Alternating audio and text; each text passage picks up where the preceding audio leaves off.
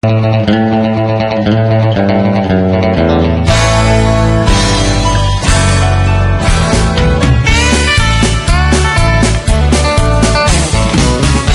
alegria no coração, pois Cristo já me deu o perdão.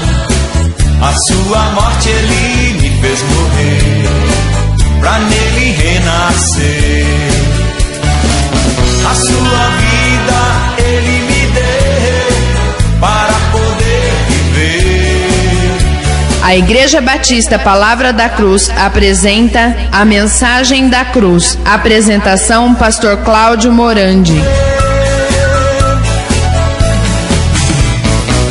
Tenho alegria no coração, pois Cristo... Olá, bom dia a todos, graça e paz, que alegria mais uma vez podermos compartilhar da verdade nesta manhã tão agradável.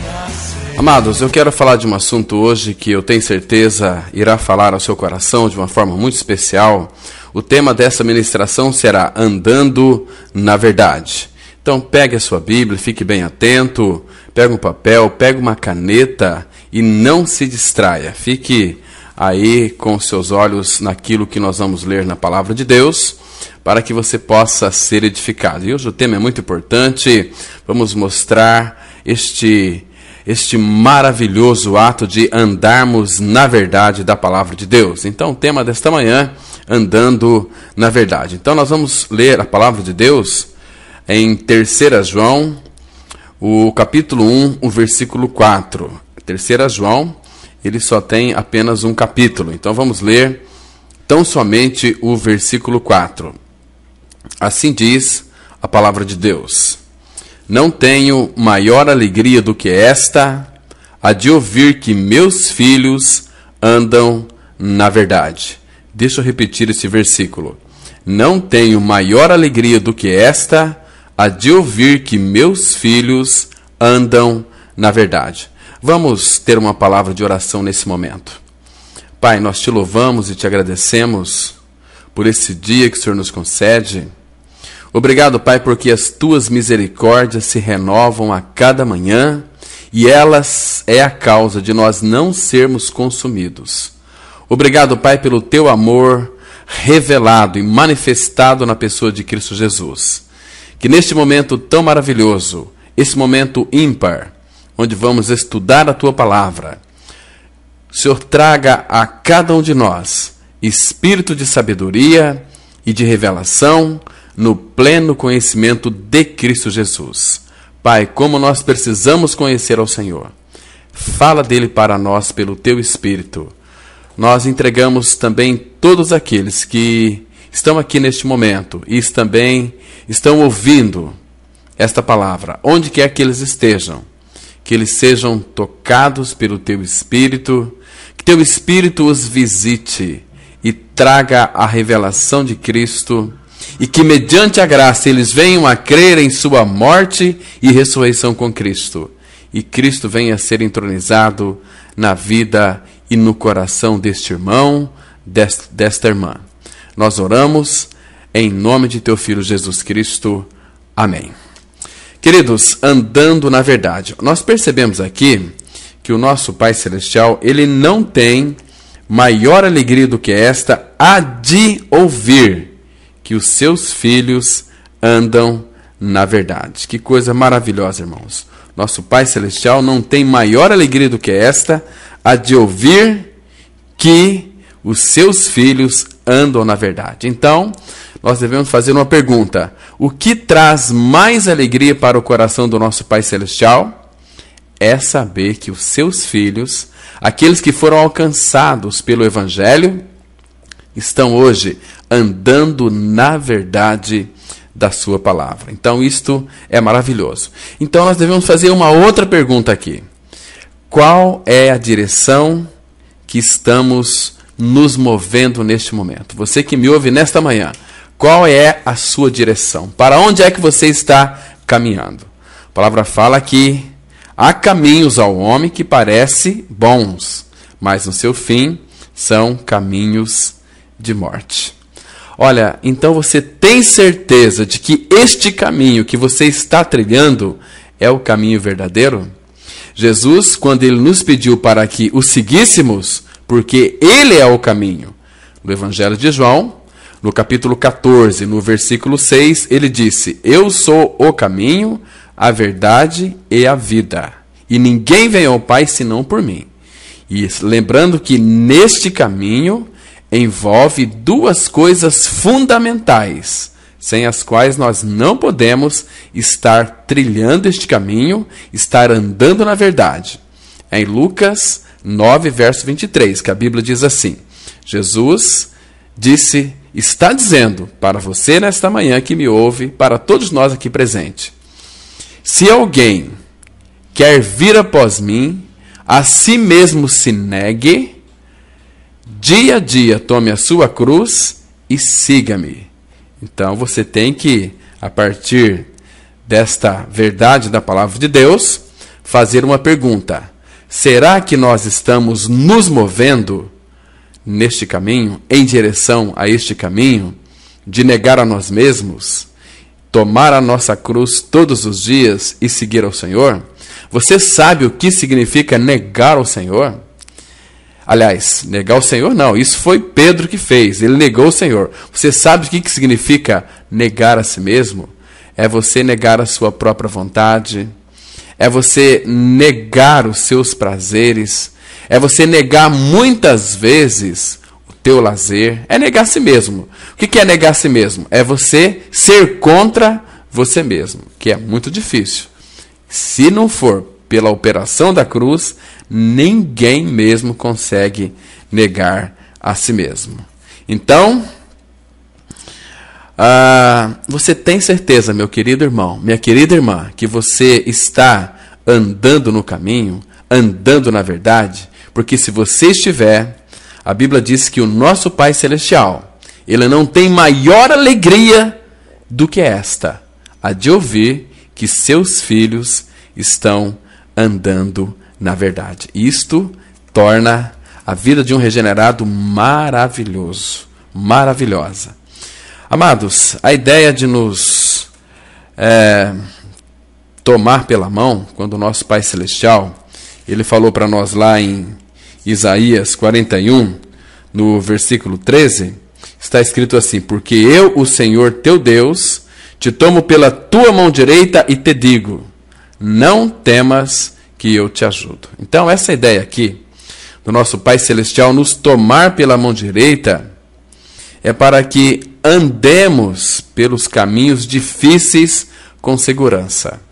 É igual você pai, você mãe que está me ouvindo, às vezes você está caminhando com seu filho e segura na mão teu filho, da tua filha, e se ele tropeçar em uma pedra, um buraco, ele pode tropeçar, mas ele não vai cair. Por quê? Porque você que é pai, você que é mãe, está segurando na mão dele. Então ele não vai cair. Agora o nosso Deus diz em Isaías 41, verso 13, porque eu, o Senhor teu Deus, te tomo pela tua mão direita e te digo, não temas, que eu te ajudo. O nosso Deus é maravilhoso. Então ele nos toma pela nossa mão. Nós vamos tropeçar sim, mas cair, nós não vamos cair. Por quê? Porque o nosso Pai Celestial está segurando em nossas mãos. 24 horas por dia, 365 dias por ano, ele não dorme. No Salmo 121, a palavra de Deus fala que ele não dorme, nem dormita aquele que te guarda. Então nós temos essa segurança, irmãos, que apesar de, neste mundo, passarmos por aflições, nós vamos ter bom ânimo, porque nele nós temos paz, nele nós temos segurança. Na expressão do primeiro versículo do Salmo 46, né? Que Deus é o nosso refúgio e fortaleza, socorro bem presente na angústia, ou em outra versão, nas tribulações. Então devemos andar na verdade. Quem não anda na verdade, anda em astúcia, anda fazendo mal para os outros, anda falando mal da vida dos outros, anda desejando tudo de ruim, o que não presta para as outras pessoas. Quem não anda na verdade, anda na preguiça. Irmãos, não sei se vocês conhecem aquela história daqueles 3 pastores que eles resolveram aproveitar a sua segunda de folga para uma pescaria em um lago. E já no barco, eles começaram a remar para o meio do lago. Aí foi então que um dos pastores, ele se deu conta de que ele havia esquecido o seu caniço na margem. E calmamente, ele desceu do barco e caminhou em direção à margem. E na sequência, outro pastor reparou que havia esquecido as minhocas. Ele também desceu do barco e caminhou em direção à margem. Agora, o terceiro pastor, ele permaneceu ali no barco estupefado. Porque quando os 2 pastores voltaram, ele disse: olha, se vocês foram capazes de caminhar sobre a água, eu também posso. E foi. Só pisar fora do barco para começar a afundar. Ele não conseguiu. Aí aqueles 2 pastores se olharam e um deles disse: você não acha que deveríamos ter mostrado para ele onde é o caminho das pedras? Onde é que as pedras estão ali? Porque aqueles 2 pastores desceram do barco e foram pelo caminho que tinha umas pedras. E aquele outro pastor, desavisado, ele pensou que aqueles 2 pastores tinham tanta fé que era como Jesus, que caminharam por sobre as águas. Mas não era, ele sabia o caminho das pedras. E aquele pastor falou: se esses 2 aí podem, eu também posso. Por isso que nós devemos saber o caminho, irmãos.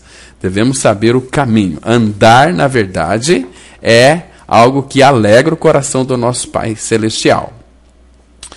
Olha, queridos, o Senhor Jesus Cristo, quando Ele veio a este mundo em carne, é interessante que nós professamos que Ele veio em carne, porque não professa que Jesus Cristo veio em carne é o anticristo. Então, quando Ele veio a este mundo em carne, Ele encontrou o povo de Deus perdido, irmãos. Por quê? Porque o povo eram como que ovelhas que não tinham pastor. O povo, eles eram um povo que havia recebido a palavra de Deus, mas por não ver a luz nas Escrituras, eles se perderam.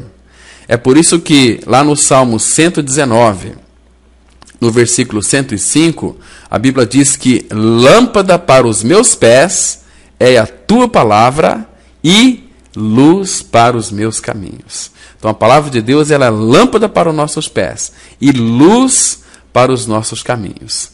Essa aqui é uma analogia que antigamente o povo de Israel, quando eles tinham que atravessar o deserto escuro, eles caminhavam até a noite, então lá não tinha luz, não tinha nenhuma claridade, às vezes a lua não era a época da lua. E eles faziam o quê? Colocavam aquelas lâmpadas nos pés e amarravam e enchiam de azeite. Então eles iam caminhando com as lâmpadas nos pés. Então à medida que eles caminhavam, aquelas lâmpadas, aquelas lamparinas, elas iluminavam, né, aquela trajetória. Porque naquele deserto havia muitas cobras. E cobras normalmente ela tem medo de fogo, de luz, de claridade. Então eles caminhavam. Por isso que a palavra fala que lâmpada para os meus pés é a tua palavra e luz para os meus caminhos. Então, e aquele povo, eles andaram ali por outros caminhos, eles caíram lá em buracos que são verdadeiros tremedais de lama, irmãos. Isso aqui significa que o povo havia perdido Deus de vista, e por isso eles andavam errantes em todos os seus caminhos. Por quê? Ao invés de tomar o caminho que o Senhor havia preparado para eles, eles entraram por outras ruas e se tornaram condenáveis. E por isso, por esse motivo aqui que o Senhor, o próprio Senhor, ele tem uma contenda com os moradores da terra. Vamos dar uma olhada lá no livro do profeta Oséias, no capítulo 4. Vamos ler os versículos 1 e 2. Oséias 4, os versos 1 e 2. A palavra de Deus, ela diz assim: ouvi a palavra do Senhor, vós, filhos de Israel, porque o Senhor tem uma contenda com os habitantes da terra, porque não há verdade, nem benignidade, nem conhecimento de Deus na terra. O que só prevalece é perjurar, mentir, matar, furtar, adulterar e arrombamentos e homicídios sobre homicídios. Então, por que que o Senhor tem uma contenda? Ele tem uma contenda, ele tem uma briga com quem? Com os habitantes da terra. Depois ele já vai dizer para nós por que desta briga. Porque o versículo diz assim: porque não há verdade. Então, se não há verdade para o povo, como o povo pode andar na verdade? E quando não há verdade, nem benignidade, nem conhecimento de Deus, o que vai prevalecer, sabe o que é? É o perjurar, que é falta de fé jurada. É o mentir, é o matar, é o furtar, é adulterar, e arrombamentos e homicídios sobre homicídios. Não é isso que está acontecendo em nossos dias? Porque a falta da verdade no meio do povo produz tudo isso, irmãos.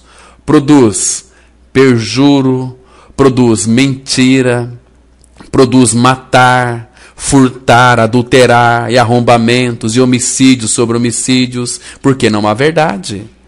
Mentira é uma das características que muitos filhos do diabo têm, ainda que estejam bem trajados com uma religiosidade, se achando que são crentes verdadeiros, mas são crentes não renascidos, são crentes denominacionais, pertencem a uma religião A ou B ou C, mas não pertencem à Igreja de Cristo.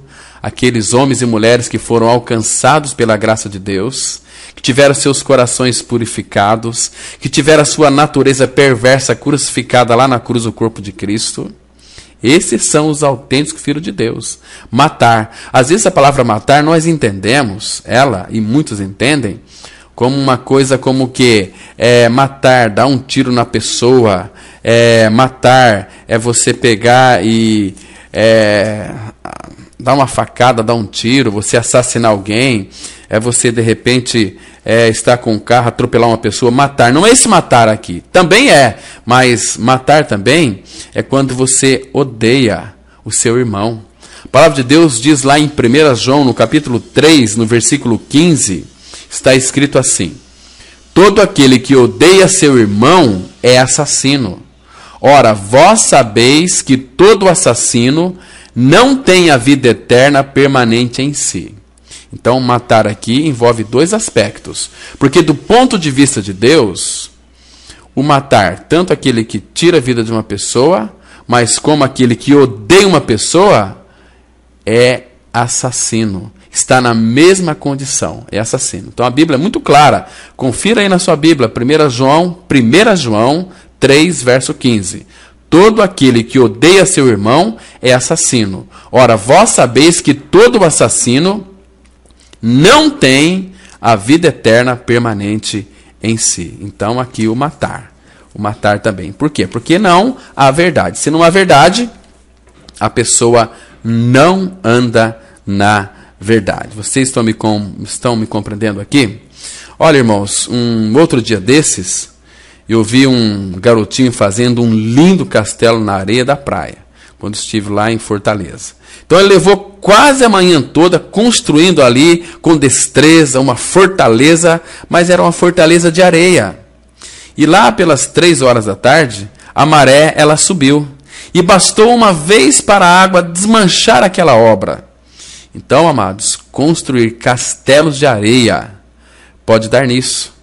Por maior e mais bonito que seja, a água vem e vai destruir o castelo de areia. Então nós temos que construir tudo em nossa vida sobre a rocha. E essa rocha é uma pessoa, é Cristo.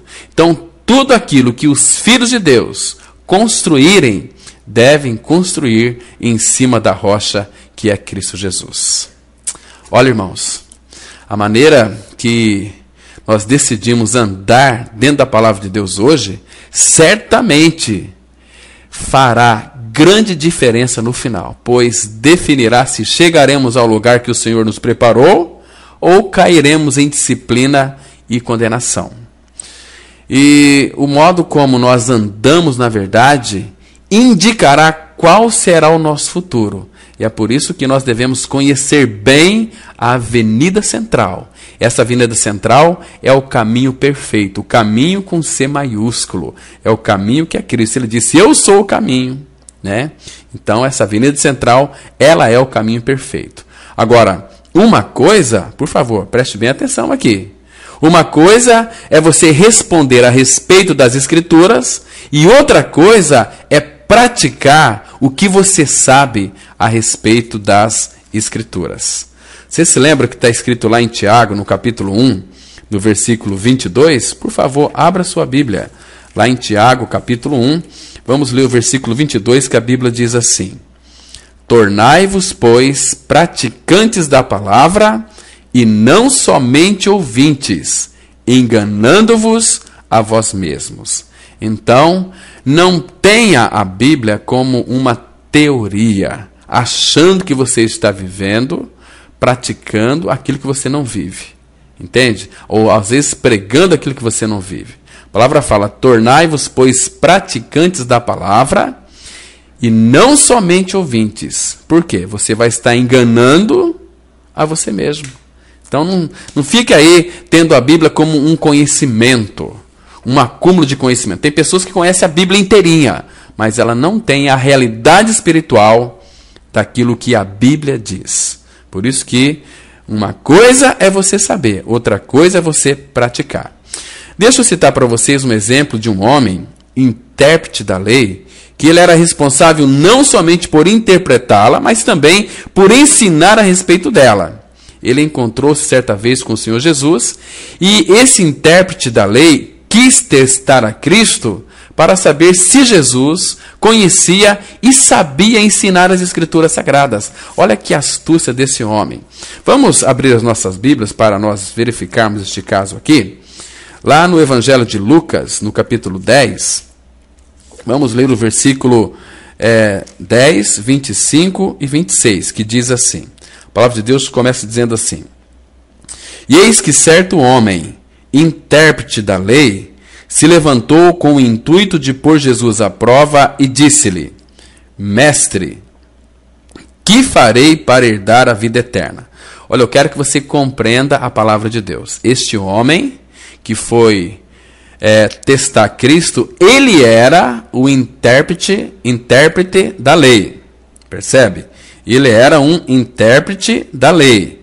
O que significa um intérprete da lei? Era aquele homem que ensinava as Escrituras Sagradas. Ele era um pregador da sua época. Então a Bíblia diz aqui que ele se levantou com o intuito de pôr Jesus à prova. O que ele queria saber? Ele queria saber se Jesus conhecia a lei. Ele chegou para Cristo e disse: mestre, que farei para herdar a vida eterna? Que farei? Sabe o que Jesus disse para ele? Então, no versículo 26.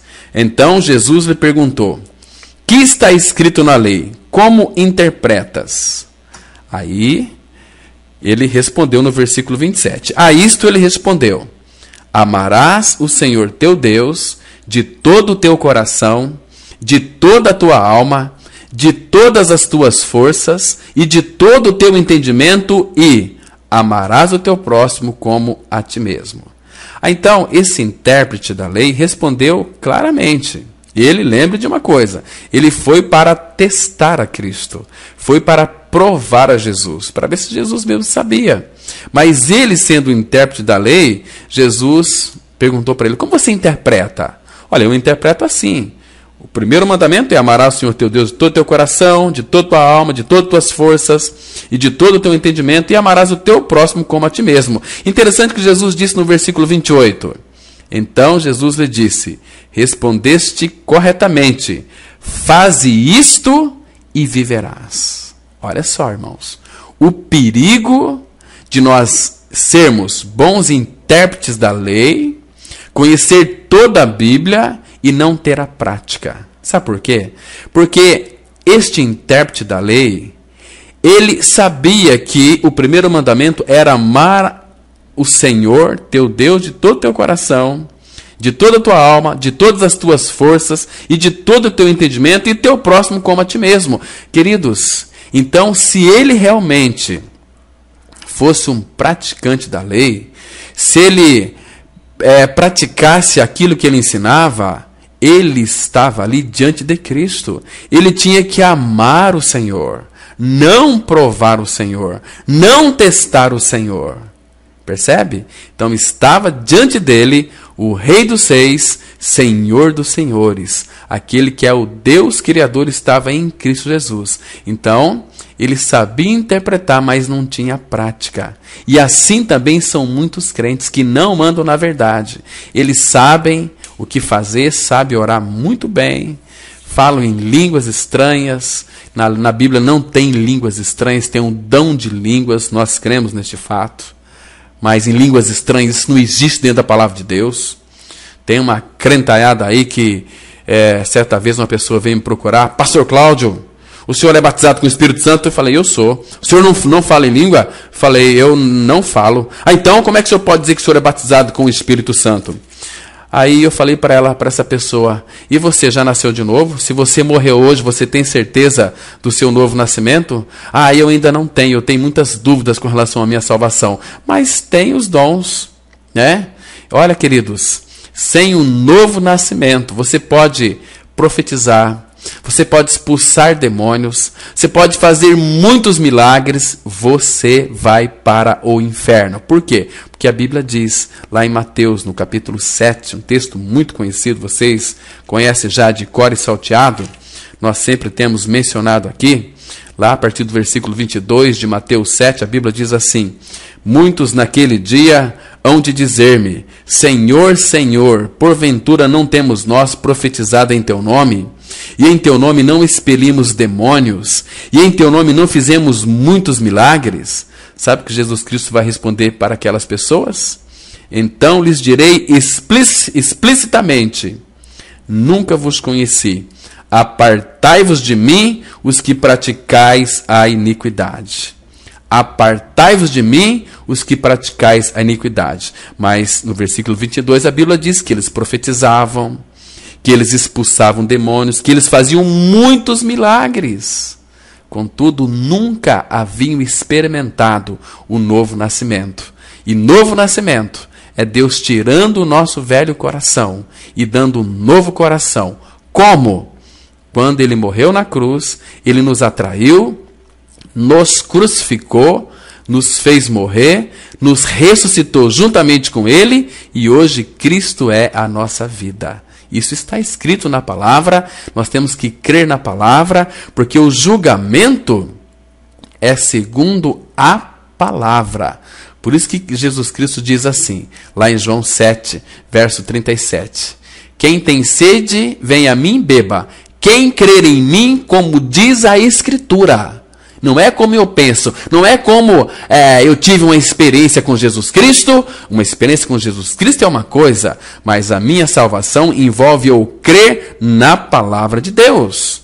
Aquele texto tão precioso lá de João, no capítulo 5, versículo 24, vocês se lembram? Em verdade vos digo, quem ouve a minha palavra e crê naquele que me enviou, tem a vida eterna, não entra em juízo, mas passou da morte para a vida.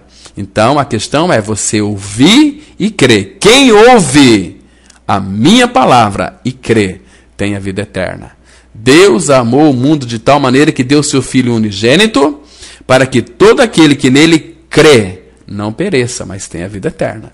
Então, às vezes eu fico assim impressionado, as pessoas me contar das suas experiências maravilhosas, mas experiências maravilhosas com o Senhor Jesus não significa que a pessoa ela vai para o céu. Um exemplo aqui muito claro. Quantas e quantas vezes nós já oramos por pessoas com câncer e Deus curou aquela pessoa, mas ela não quis depois o Evangelho, mas ela foi curada por Deus, mas ela não quis o Evangelho. Então, uma pessoa que é curada de qualquer enfermidade não significa que ela é uma pessoa renascida, regenerada, filho ou filha de Deus. Agora, por que Deus curou? Porque o seu povo, seus filhos oraram. E quando um filho de Deus ora, o pai ouve. Percebe? E lógico que ele vai atender segundo a vontade dele. Mas o pai sempre vai ouvir o filho. Por isso que nós oramos em nome de Jesus. lá no Evangelho de João, no capítulo 13, vocês conhecem esse texto melhor do que a mim. Jesus diz o seguinte, né? Olha, e tudo que pedirdes ao Pai em meu nome, eu o farei, para que o Pai seja glorificado no Filho. Lembra lá daquele texto? Então, essa é a questão aqui. Orar a Deus, mas em nome do Senhor Jesus Cristo. Aí ele vai ouvir. Igual aquela história tinha um senhor muito pobre, maltrapilho. Ele queria falar com o presidente dos Estados Unidos. Né? Faz muito tempo. Essa história eu li em um livro. E esse homem, maltrapilho, queria falar com o presidente dos Estados Unidos. Olha só a dificuldade, irmãos. Porque para falar com o presidente da República, um governador, um secretário de Estado, tem que agendar uns 15 dias antes para ser atendido. Para que a secretária lá, né, do governo possa estar agendando e assim eles terem um encontro. E aquele maltrapilho queria entrar para falar com o presidente. E os guardas falaram, olha, você está louco, aqui não pode, saia daqui. Aí o chefe falou, olha, se ele continuar insistindo, você manda prender ele. Interessante que depois veio um jovem, um adolescente de 13 anos, fez uma amizade com aquele maltrapilho, e